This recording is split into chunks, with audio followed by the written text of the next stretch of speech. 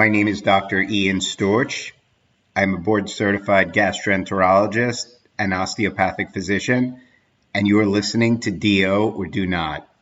If you are interested in joining our team or have suggestions or comments, please contact us at doordonotpodcast.com. Share our link with your friends and like us on Apple Podcasts, Facebook, Twitter, and Instagram. We hope you enjoy this episode. Hello, my name is Dr. Carolyn Basolelli, and I'm a first-year resident at Northwell Forest Hills, and you are listening to Do or Do Not. On this week's episode of Do or Do Not, we interview Dr. Renee Darko, who in her own words wears a lot of different hats. We interviewed Renee Darko a few months ago, but Dr. Renee's story is so amazing that she clearly deserves her own episode. Today, Dr. Darko shares with us her inspiring journey to become an obstetric and gynecology physician. Dr. Darko attended Pace University and Hunter College for her pre-med requirements and then graduated from Kansas City College of Osteopathic Medicine. She obtained an MBA simultaneously with her DO at Rockhurst University. Dr. Darko did her residency at Robert Wood Johnson Medical School and subsequently completed a fellowship in health policy leadership at Morehouse School of Medicine. Dr. Renee is a mother of 2 children and works as a freelance OBGYN. She hosts a podcast with her husband called Docs Outside the Box and created MedEc, a pre-med app designed to coach underrepresented pre-med students. Dr. Darko is also an author of her own children's book. We hope you enjoyed this podcast. All right, Renee, thank you so much for being with us tonight. Yeah, thank you. Thank you so much, Ian, for inviting me. I'm glad to be here. Yeah, I just want to say that sometimes on Docs Outside the Box, Nee gives you a hard time for doing things like scatting. Like, I like it. So, what's wrong with a scooty bop? There's nothing wrong with that. Yeah, so for whatever it's worth, when you go on this show, if he gives you a hard time, just be like, Storch likes my scatting. That's right. That's right. Nobody else likes it. Ian likes it. All right, Renee. So can you just start, like, I know, again, I told you before we started recording that I listened to Docs Outside the Box, so I know a little bit about what you do, but it sounds like you have some days that are more like home days, mom days, and then some days that are like doctor, OB, working days, right? So can you tell us about both of those days? Maybe tell us about what one mom day looks like, starting from the morning when you wake up and going through your day, and then what one doctor day looks like. Sure, absolutely. So I kind of call myself a stay-at-home OBGYN. It's funny because I never thought that my career in my home life would look the way that it does now. But so I stay home most days of the month, and I only work usually about 3 days a month, sometimes 6 days a month, usually on a weekend. So a Friday, Saturday, Sunday. And so on a typical Monday through Friday, what my day looks like is I get up, get my, kids ready for school, get their school lunches ready, get their faces washed, their teeth brushed, painstakingly get their teeth brushed because they're 3 and 5. And then walk them off to school, walk my oldest actually off to school, and then drive my youngest to school. And then I come home and I'm working on the podcast and the other businesses that we have. And I do that usually between the hours of 10 and 2 o'clock. And then I'm back at it again for school pickup, pick them up, and start all over again with them being home, taking them to swim class or any other activities that they might have after school, doing some activities with them, or just letting them watch TV because I need a break. So I know all the pediatricians out there are probably like, you're not supposed to do that. Well, I'm doing that. So I need a break. So that's what my typical Monday through Friday looks like. Whereas when I'm at work, when I'm Dr. Renee, then what that looks like is me going from a Friday all the way working until a Monday morning. So I will work sometimes 72 hours, but sometimes that Friday is like really a half day, depending on what the need is. So I work locums, which basically means that I'm a place filler or placeholder for a doctor who, is unavailable at that time that I'm working. And so I am a OB hospitalist. So I deliver babies most of the time, do GYN surgery, usually on an emergent basis. Or I see patients kind of in the ER as well who might come in and have something kind of urgent that they need to get taken care of. And so that looks like a number of things. That looks like lack of sleep most of the time. That looks like going to the OR and delivering a baby and then running down to the ER and then, coming back to the general operating room and then doing a surgery there. I mean, it looks like a lot of things. But I enjoy it very, very much. And it's funny because for me, going into the hospital is kind of refreshing because it's very different than what I'm doing at home. And I feel like I'm actually fresh, right? I've done kind of the full gamut OBGYN, being in the office and being on call and doing all of that. I've done that in the past. But being on call as a OB hospitalist, the way that I'm on call only 3 days a month really helps me to feel like I'm fresh and that I can handle that weekend because I'm not going to do it again for another month. So I don't have to worry about, oh my God, I got to go into the office the next day and whatever. So, that's what life looks like right about now. See, that's totally different, I would think, than most OBGYNs. Do you think that what you do is sort of special and different, right? And you balance your home life and your work life by doing that. That sounds amazing. Yeah. I mean, it's not what I thought my career was going to look like.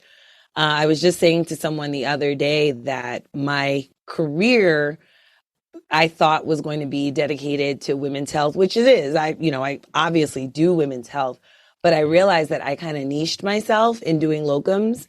And my niche is really in helping my colleagues when they need a break.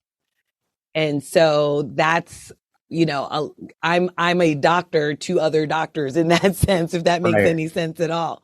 Right. Totally. That when they need that break, I show up. So, yeah. So here's like a basic question on this. So I decided that I did not want to do GYN when I saw a shoulder dystocia and I got totally freaked out. So for those listening, shoulder dystocia is like the baby gets stuck with like their shoulder wedged and you can't get it out. And sometimes you have to like break the clavicle with your finger, right? Mm-hmm. So my question for you is, what's more stressful, that or the kids having a meltdown at home? So I will tell you that any shoulder dystocia that I've ever had has been way easier than dealing with meltdowns at home. Man.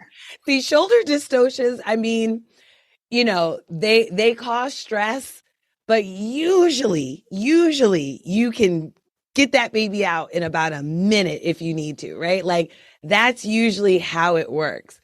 A meltdown can go on for an entire day, depending on how each child is feeling, right? So I have 2 boys, 3 and 5.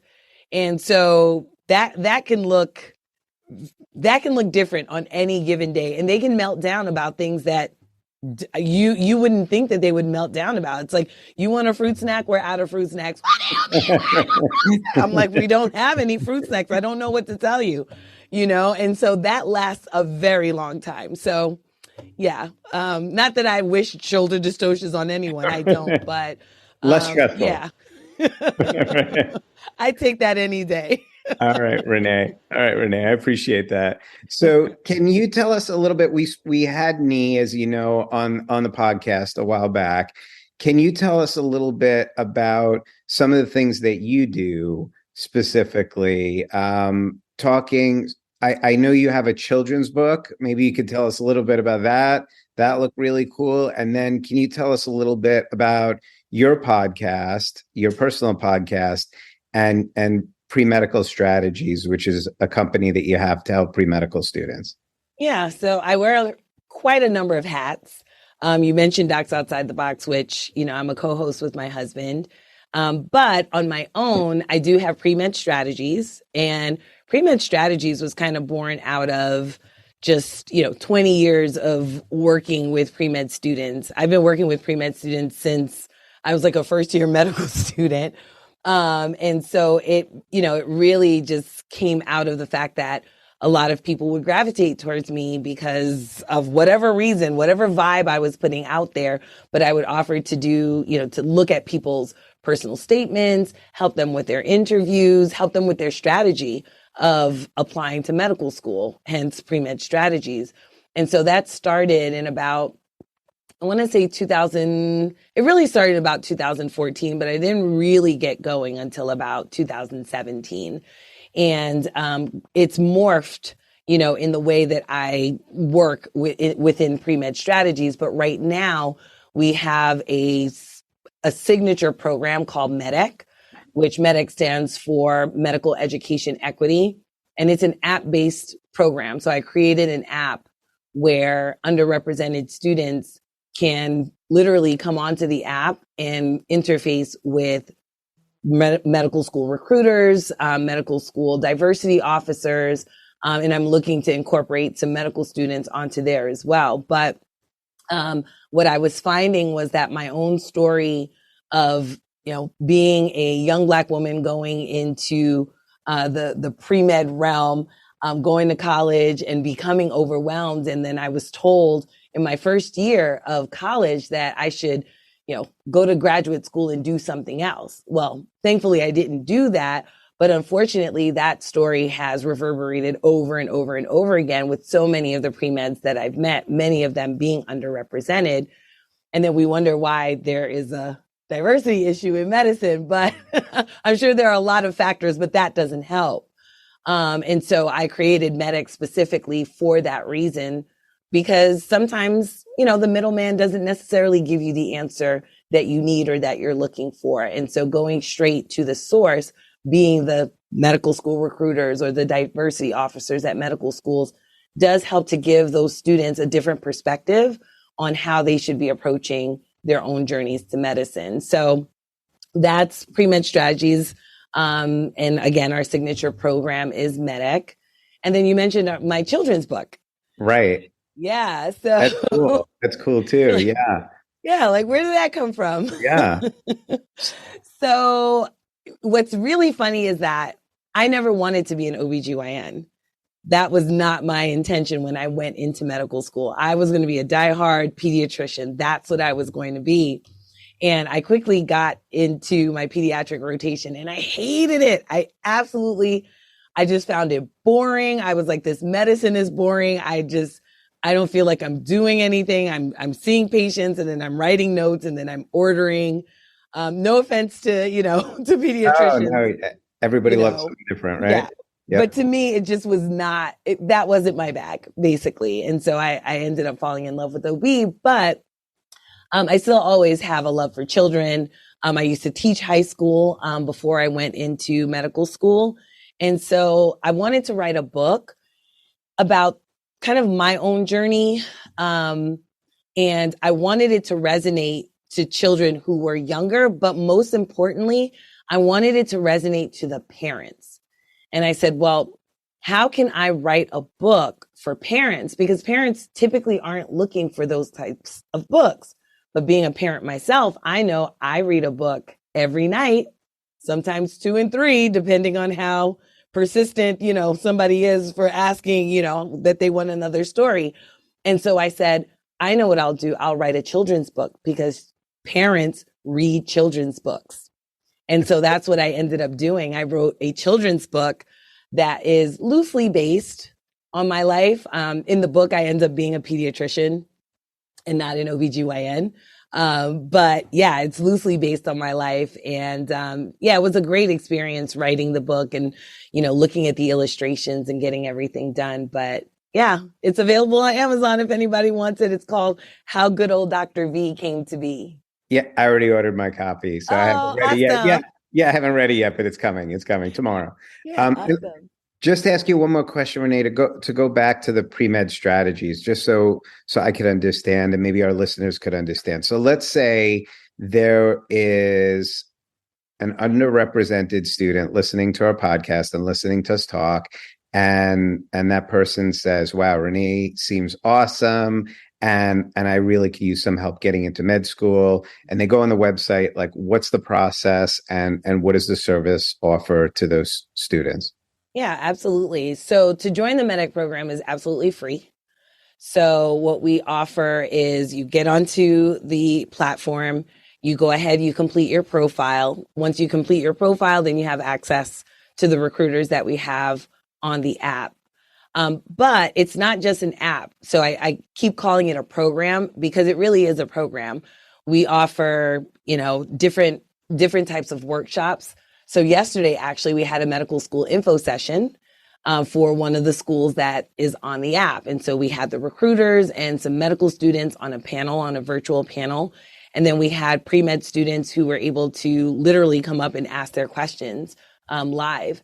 So, we have things like that. One of our biggest programs is actually our mock and rock, what I call mock and rock your medical school interviews. So you come and you mock it with us and then you rock it on your real interviews. And that's a really, really popular one. We run that usually between 2 and 4 days. But we have medical students, faculty members, recruiters, diversity officers, physicians, residents. They all come on and volunteer their time. And each student actually rotates such that they each get 3 mock interviews by the time they're done with the program. And so we've gotten a lot of great responses and feedback for that program. And the students that actually get into medical school from the medic program, they really credit their preparation for their interviews to that particular program, because many of them just don't have someone who will be able to mock interview. They just don't know who to go to. So that is a really big benefit of the program. We've had a summit in the past called the Pre-Med to Prepared Summit. And we had a number of, again, workshops and webinars for students. And we also have a free MCAT course that we run usually about twice a year. We just ended an 8-week run on Sunday, this past Sunday. But that course is very specifically tailored towards teaching strategies such that they become skills. So it's actually called a strategy-based skill building MCAT course. And so we do a little bit of content, but we realize that a lot of students are doing a lot of content, and content usually is not, where they falter. Usually it's going to be in their test taking strategies and the skill of being able to take the test. So we really drill in those strategies until they become skills that is kind of like second nature, almost like me doing an emergency C-section, right? So I've done it so many times that now if you put a baby, in danger in front of me, I can get that baby out in 1 minute because I've just done it and drilled it so much. And so I liken that a lot, to the students being able to take the MCAT and using those strategies to help their scores go beyond what they could have ever imagined. So sounds cool. Yeah, it all sounds great, and it all sounds like everybody listening should check out the website and see if it's. Thank you. Yeah. I mean, because I think you forget. I think like for me at least, you forget how stressful and difficult it is to, like you said, go on your first interview when you get on in your career. You've been in a million interviews, and it's not really a big deal. But when you're starting off, you don't know what to say, you don't know what to do, you don't know how to dress. Right, to make a good impression and make sure that person realizes that they want you, right? Yeah, absolutely. And especially for underrepresented students, sometimes, their worlds are, much different than what the expectation is in medicine. And so, we kind of help to bridge that gap a little bit to say, just because your worlds are different doesn't necessarily mean that you don't belong in this world. You belong here as well. So yeah, it's a great experience. And I learn every single year from the students, every encounter. And they're just a great group. And I guess like for just to, again, give me a better picture and give the listeners a better picture, like for the mock interviews. So they're doing the interview, but I assume you're also giving them feedback on, maybe what they said that was really great or what they could have said to answer the question a little better in their own way. Is that right? Oh yeah, absolutely. So the way that we do it is that we give them a certain amount of time to be able to do the interview and then get feedback from each of their interviewers. And sometimes they'll have two interviewers at a time, right? Because it's med school and sometimes you have two interviewers at a time. So, we also like give kind of the types of questions that you might get on an interview so that it's almost a little bit more standardized. So everybody is kind of understanding what questions that they're going to get. And, they're able to kind of, I guess, trade notes, if you will. So that they say, oh, what did you say for this particular question? And they can, talk back and forth amongst themselves after the event is over. But yes, everyone is able to get that feedback in real time. And sometimes, if an interviewer truly feels like, this student really, really needed some help, needed a little bit of extra help, they'll reach out to me and say, hey, listen, I interviewed such and such a student and, here was the issue. He or she didn't necessarily perform as well as I thought. And then I will reach out to that student myself and say, okay, let's sit down and work on, whatever it is the issue was.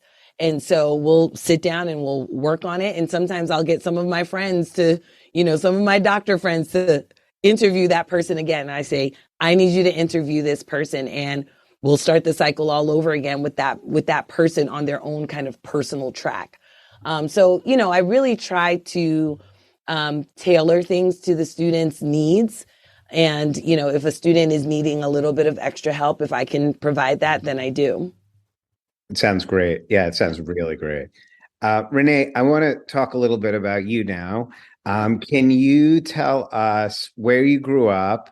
And I know, again, that, I've listened to a lot of your podcast in the past. So I know your parents are not from the United States. Can you tell us a little bit about your parents, about where you grew up and when you decided you want to be a doctor?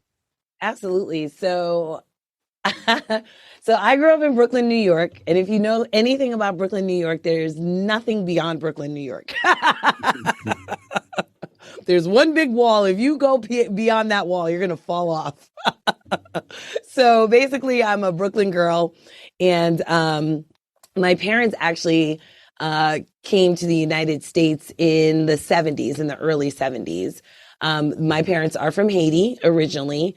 And one thing that a lot of people don't know about me is that my parents actually did go to medical school. And they went to medical school in Spain. They were in their mid-20s when they went to medical school in Spain. Unfortunately, they weren't able to finish because of financial circumstances, particularly on my mother's side. Her stepfather had actually passed, and he was the source of income for the family. And so he was the one that was funding her to go to medical school. And so unfortunately, she had to leave. She came to the United States first. By then, they had already had my brother and my sister. My brother and my sister then went from Spain to Haiti to go live with my grandparents so that my father could finish medical school.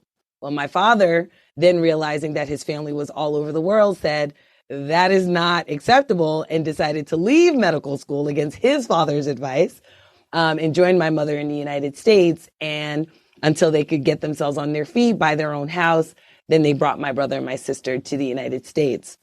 And by then I was already born. I was about 3 years old when my brother and my sister came to join us in the United States. But maybe around that time, I'm not quite sure, but I remember very vaguely having a conversation with my dad. I might have been 6. I don't know how old I was, but I vaguely remember a conversation with my dad. And, I said to him, I want to be a nurse. And he said, okay. He said, well, why not a doctor? And I said, Dad, girls can't be doctors. Like, didn't he know? Didn't he get the memo?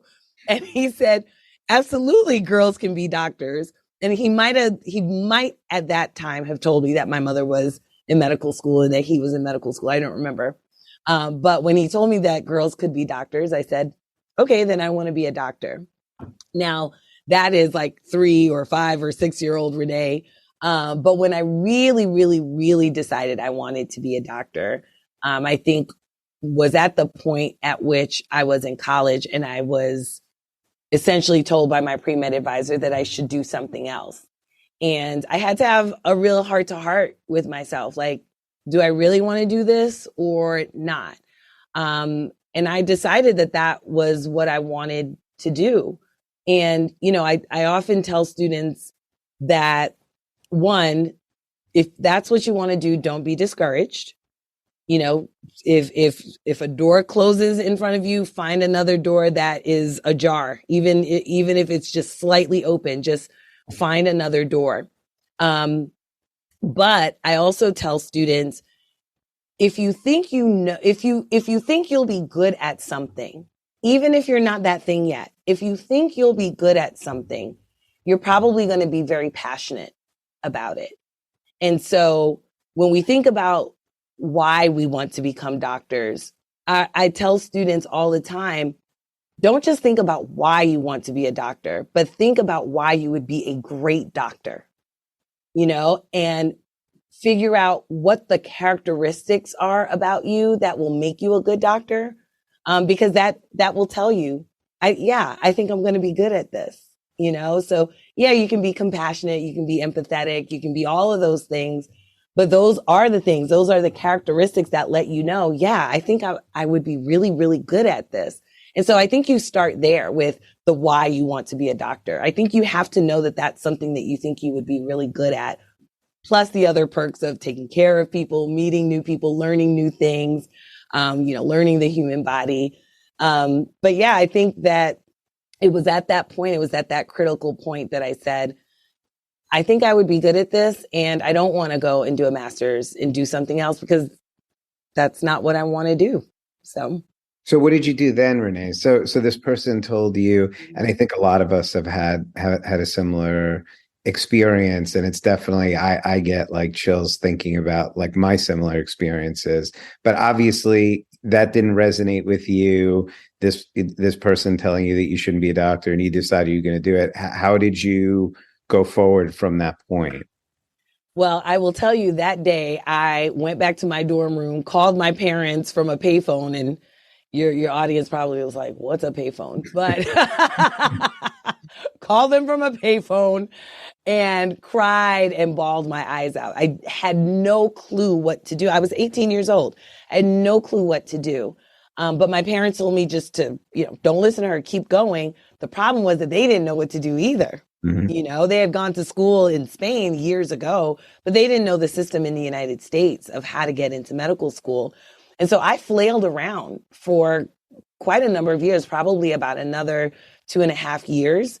I was a chemistry major. I avoided chemistry classes like the plague.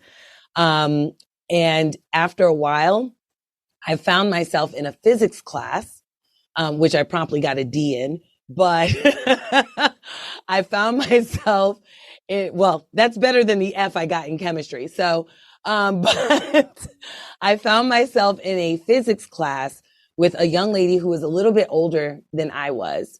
And she was taking courses. I don't know if she was doing post-bac or whatever, but she introduced me to the MSAR. Now, mind you, this was my 3rd year of college. I had no clue what the MSAR was, you know, the medical school admissions requirements. I had no clue what the requirements were for medical school. I had never been sat down and told this is what you need. And so when she gave me the book, at that time, it was like a little thin booklet.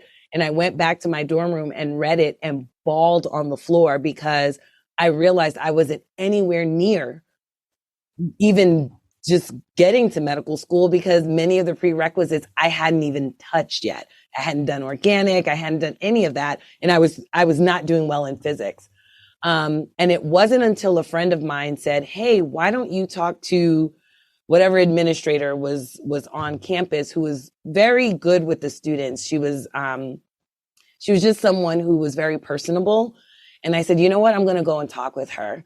So I sat down with her and just told her my entire story. I was like, I failed chemistry, not doing well. My GPA is okay, but here's the lay of the land. And I didn't hold back on anything. And she sat me down. we talked about changing my major. We talked about changing it to a BA versus a BS in biology because I had taken a bunch of biology classes.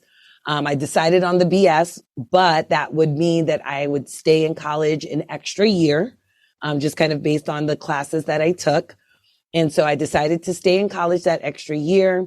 And then she told me about postbac, because we knew that my GPA wasn't going to be that great. And so she said, listen, you can graduate from college and then maybe take some extra courses when you're done. They call that a postbac.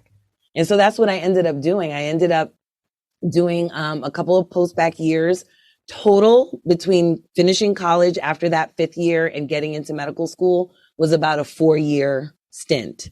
So I had 4 gap years in between, starting medical school when I was 27 years old, which, you know, it was a great 4 years. I got to teach high school. I got to work in a food lab. I had a lot of different experiences that I think had I not had those experiences, I don't know that I would have appreciated just my medical education as much.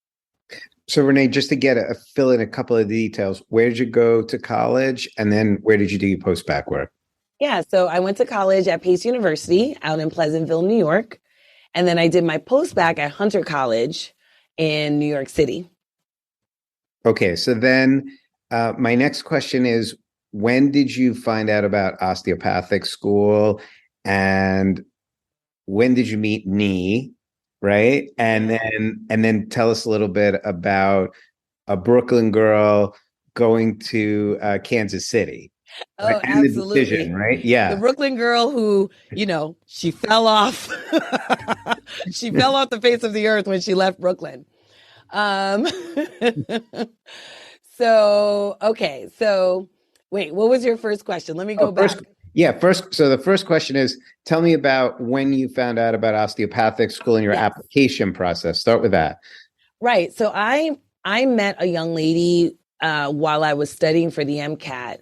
And she was studying for the MCAT as well. She's the one that told me about osteopathic medicine. I had no clue. This was during my gap year. And I believe it was maybe the first or second summer of my gap year, or my gap time. And I had no clue what it was. But I also didn't turn away from it because I was like, well, I've never heard of it before. So, you know, I don't want to dismiss it and potentially lose out on an opportunity. So I started really looking things up. I started going to open houses and just started learning more and more about osteopathic medicine, and realized the philosophy was something that really just interested me. And I said, well, for me, this philosophy makes sense. Like, why wouldn't it be just medicine? Like, why is this like osteopathic medicine? But it is what it is, right? And so that's the osteopathic philosophy. And so it really resonated with me.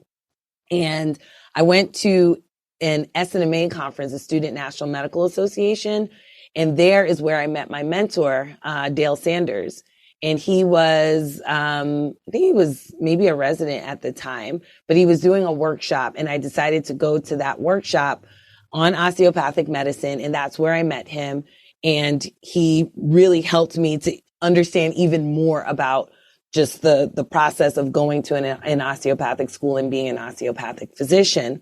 Well, he went to school in Kansas City and was trying to convince this Brooklyn girl to apply to school in Kansas City.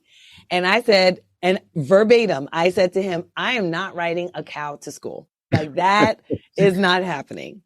And so he goes, you don't even know what you're talking about. There's like cows running around Kansas City. I'm like, I don't know about that.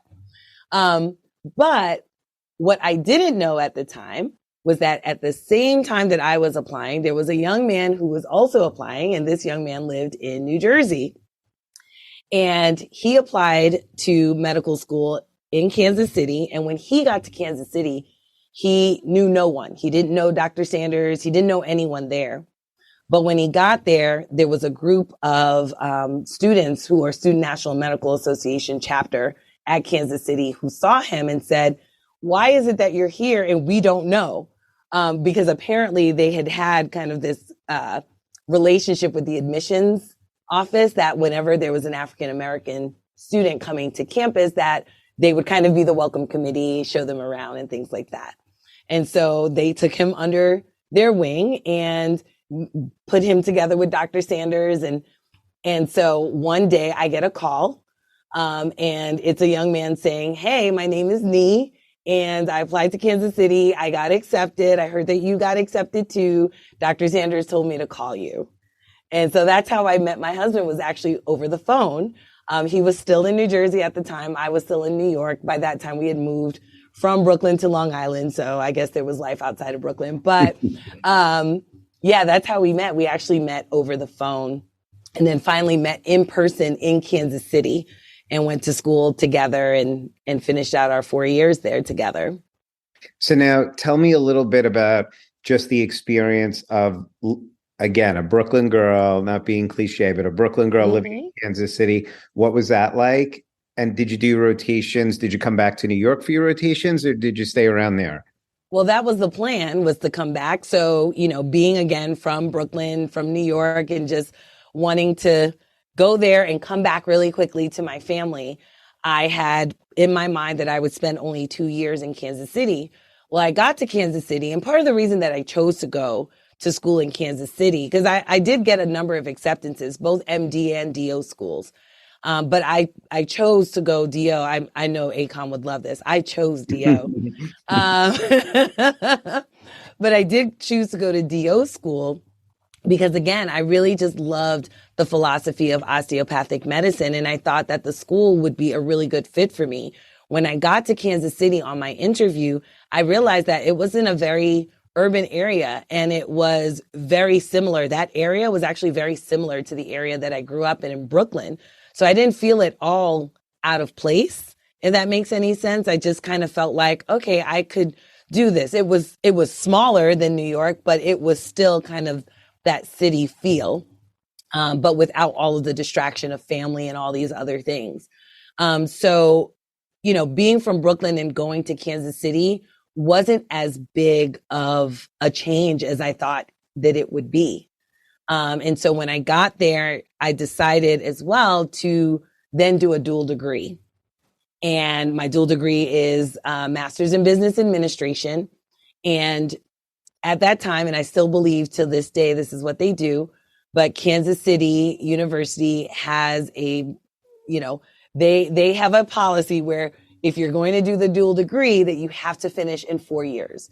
Whereas some schools say, no, you can take a year off and then you'll finish in 5 years. But Kansas City University says, nope, we want our students to finish in 4 years. Well, in order to finish in 4 years, that means that I had to go to class in Kansas City. Right. So the program was with Rockhurst University. That's where I was getting my MBA. And so I had to attend classes in Kansas City for my 3rd year, which means I had to stay in Kansas City. So I ended up staying in Kansas City for my 3rd year. For my 4th year, I slowly made my way back to New York, just kind of traveling through the Midwest and doing rotations in Chicago and Akron and Pittsburgh. I just literally slowly made my way back to New York.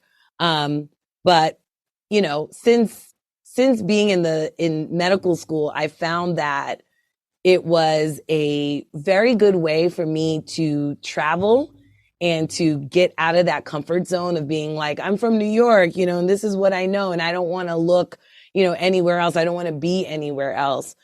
So since that time, I've actually lived in Idaho. I've lived in Atlanta. I've done rotations in Hoisington, Kansas, all the other places that I mentioned, Chicago, Akron, Pittsburgh. I've lived quite a number of places. I lived in Altoona, Pennsylvania. So it was a great experience for me to get out of my comfort zone and realize that, I myself am not a monolith, right? Like I have varying degrees of interests.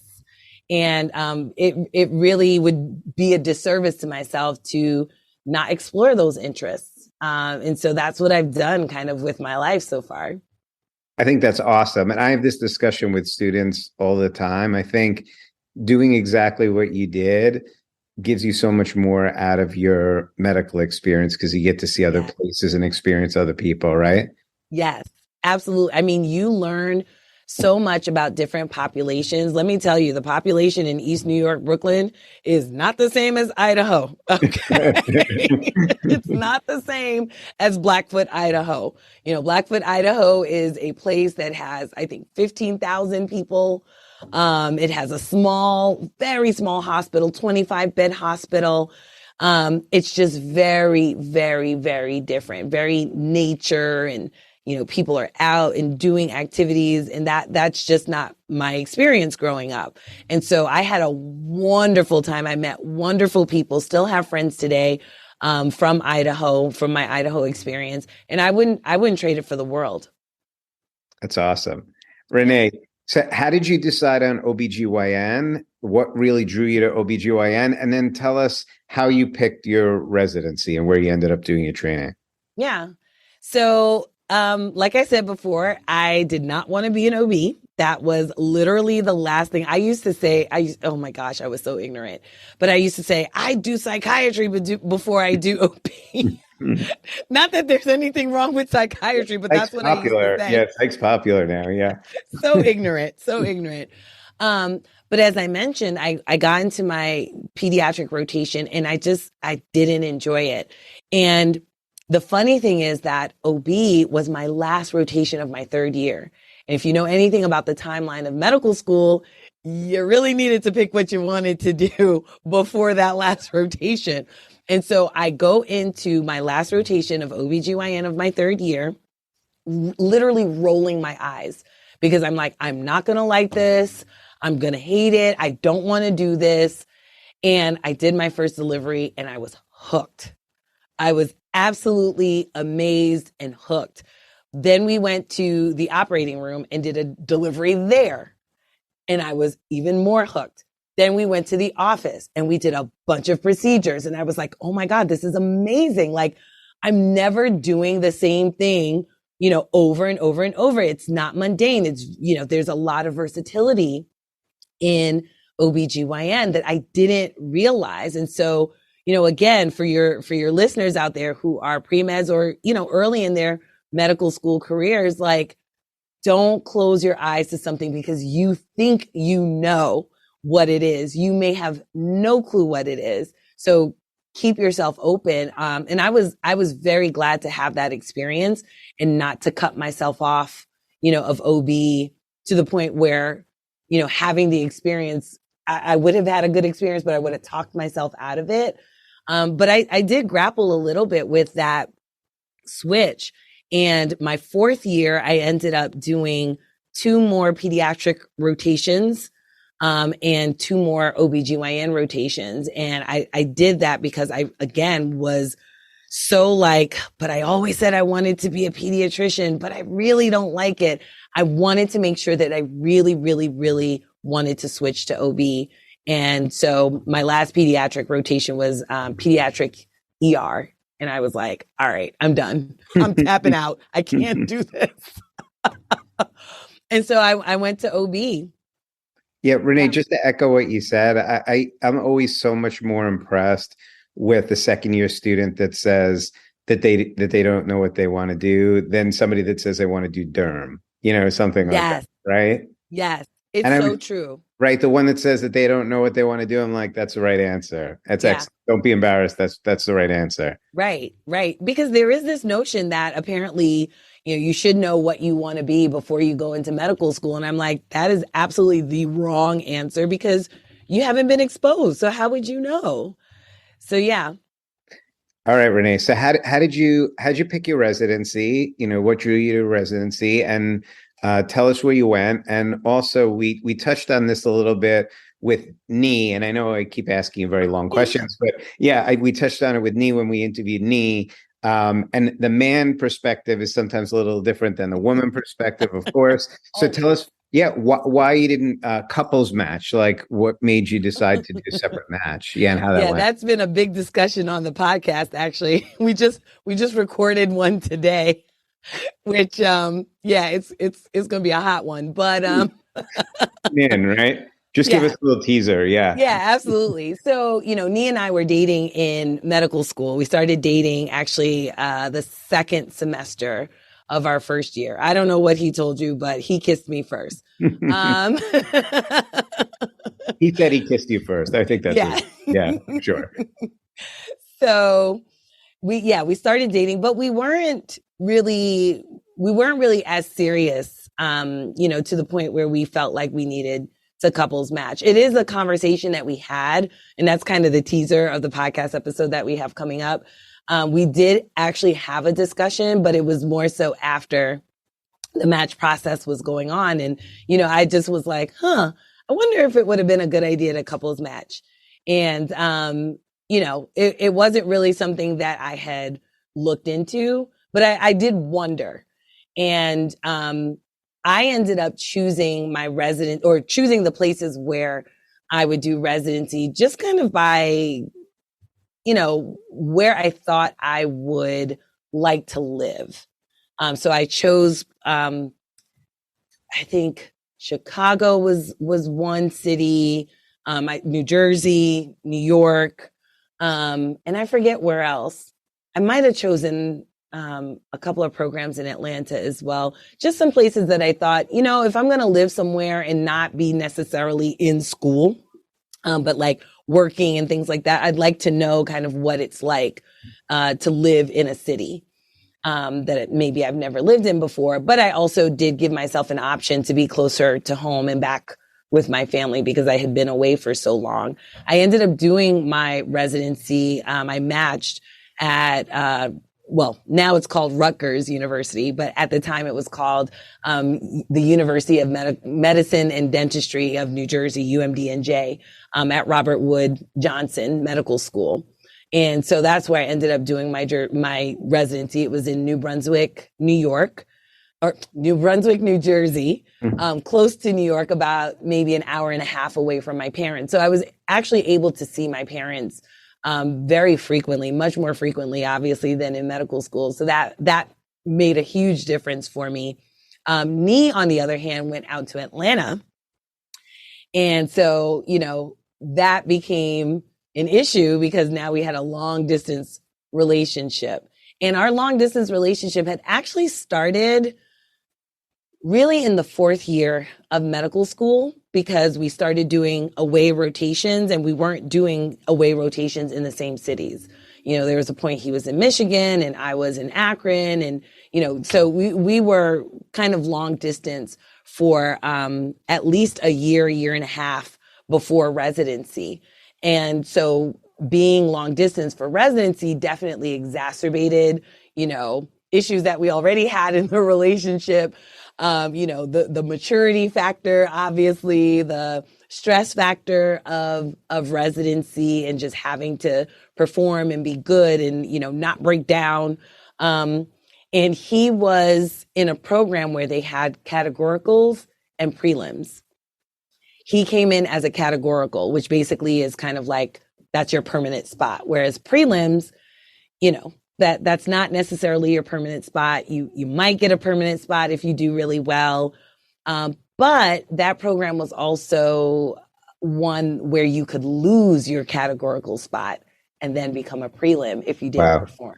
So he had a lot of extra pressure on him that I didn't have because my program was not necessarily a prelim categorical. It was just once you get into the program, you're just in the program. And not that you didn't have to perform and that you couldn't be dismissed. You could, but we didn't have that extra pressure of, well, are you going to continue as a categorical versus a prelim?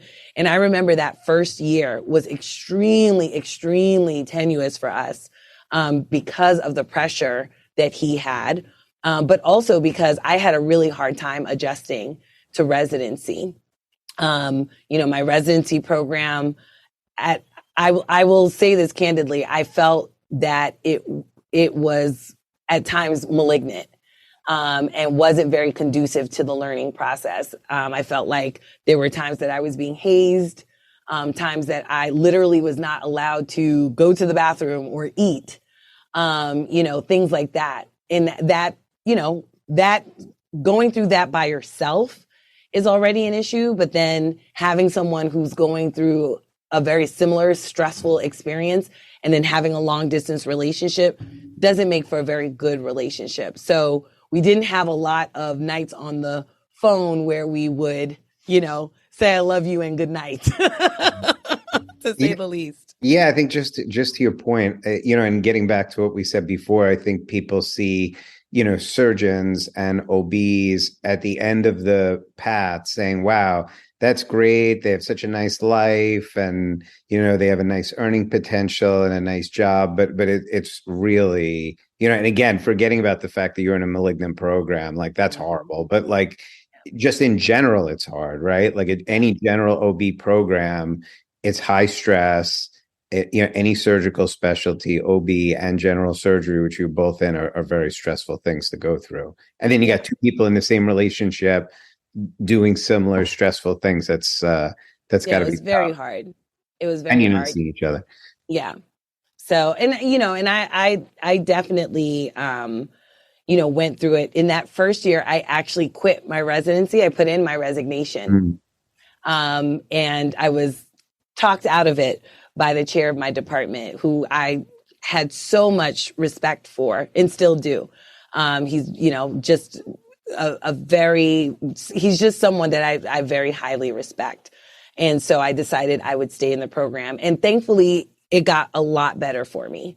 It got a lot better for me. I think kind of this, sometimes they say it's not necessarily where you are, it's the people who you work with. Right. And I think that there was that group of seniors who just needed to go away for me to be able to do what I needed to do, and not have at least that level of stress. So my situation did improve. I think Nee's situation, in terms of feeling like he wasn't going to be a categorical or, was he going to be a prelim, that improved. But then there were other stressors, like I think they were short a person in the program, and he ended up having to do what the second year does in his third year. And, that ended up putting a lot of pressure on him because he ended up being in the ICU every other day. And so if you know anything about the ICU, I run from the ICU whenever I have to go there. I'm like, okay, thank you, bye. So I can't imagine being in the ICU every other day and having to take care of patients. So that was very stressful. And I would try to go out and visit him. We would have 4 weeks of vacation during my residency. And so I would almost every quarter take 3 or 4 days and go out to visit him. And that was, those visits weren't always very happy visits. There were a couple of visits where, we ended up going to see a therapist. But, thankfully, we were able to, I don't know how we made it through. I'm telling you, I have no clue how we made it through. But here we are, we're 20 years in. It worked out okay, right? Yeah, it worked out okay. It definitely worked out okay. And we definitely don't have the level of stress that we had back then. And our relationship is way different than what it was. Now, my last, I did my GI training at Jackson. So, I bonded with Nee about Miami. When he went to, how come he didn't come to New Jersey? Was he thinking about New Jersey? Or I was very happy in Miami, but were you like, why aren't you coming back here? Or were you just like, wow, great, I'll visit you in Miami? Or was it just do whatever you need to do for your career? Well, at that point in time, we actually were not together. So OBGYN residency is 4 years and surgery is 5 years. So we had kind of like a year where I was done and he wasn't.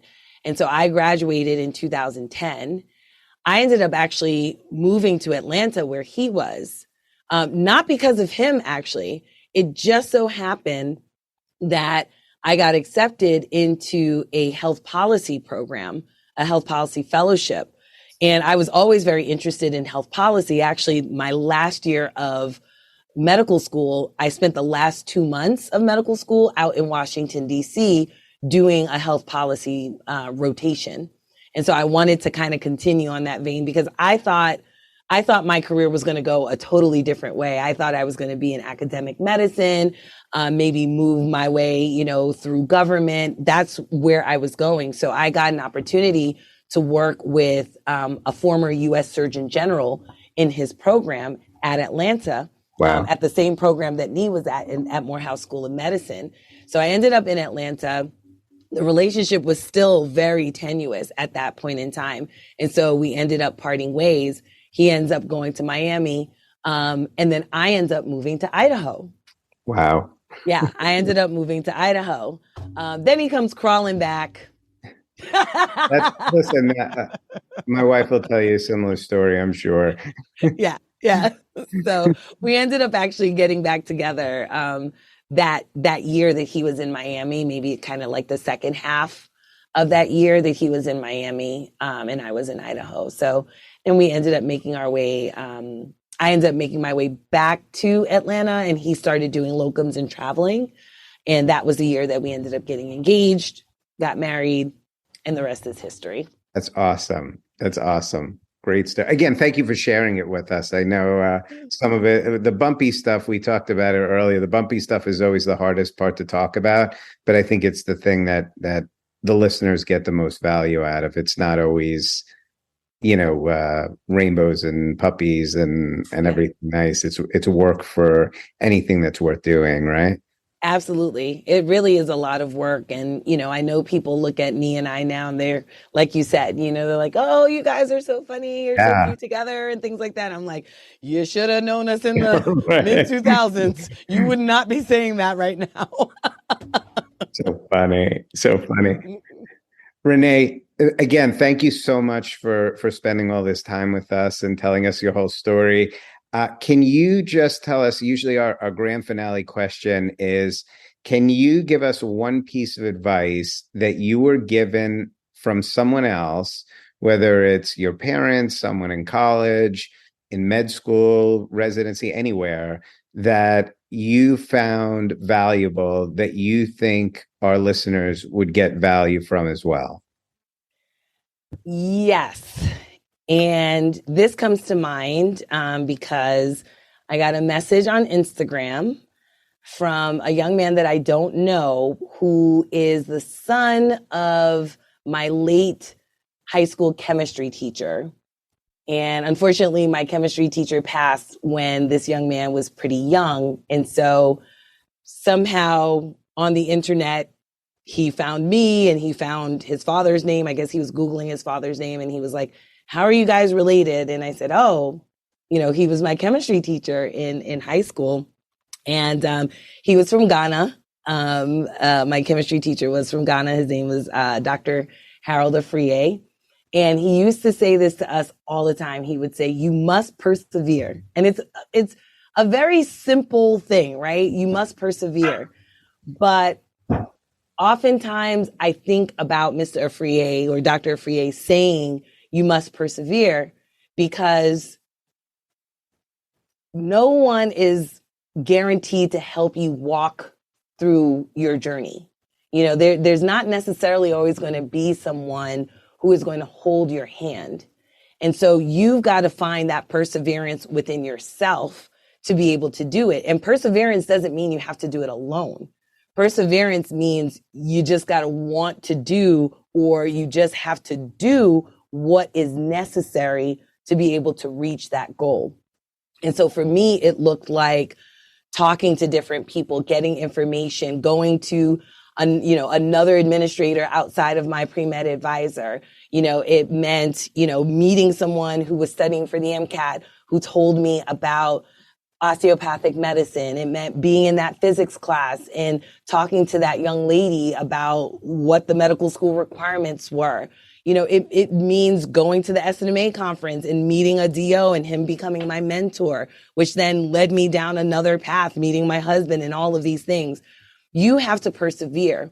And, I don't want people to think that means you just have to be so self-motivated that you just have to do it alone.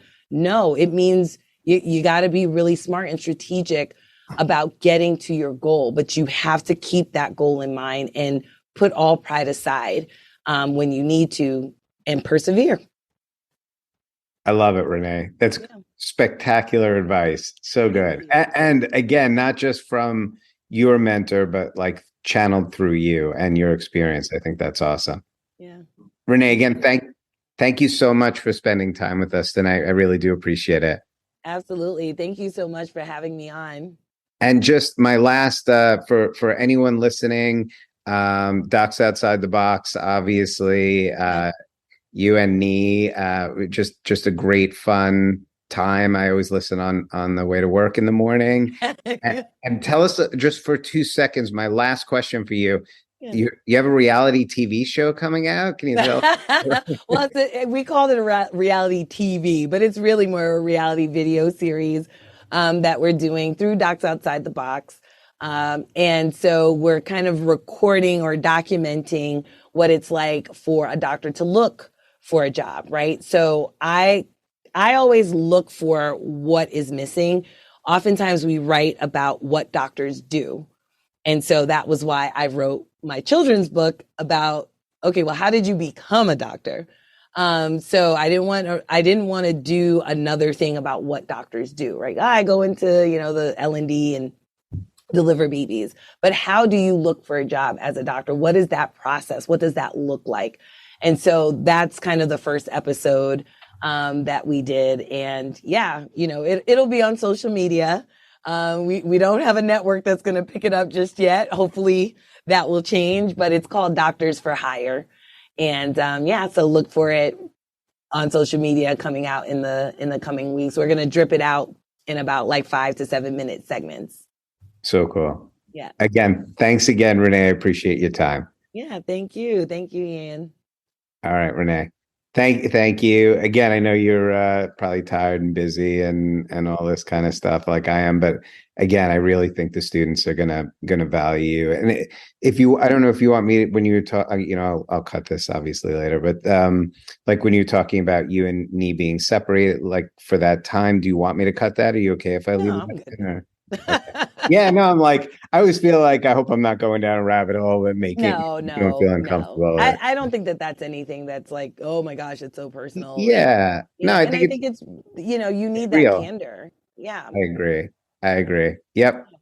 All right, Renee. Thanks again. I'll talk to you soon. You're awesome. Thank you. Thank you so much, Ian. Keep scatting, okay? I'll talk to you later. Have a good night. All right. This concludes our episode of Do or Do Not. Send all inquiries, comments, suggestions, and even let us know if there's someone you want us to interview to doordonotpodcast@gmail.com. Don't forget to like us on Facebook at Do or Do Not Podcast for updates. If you enjoyed our podcast, please share it with your classmates and administration. We have plenty of more interviews lined up, and we're excited to share them with you. This is Tianyu She. Thank you guys so much for listening to Do or Do Not.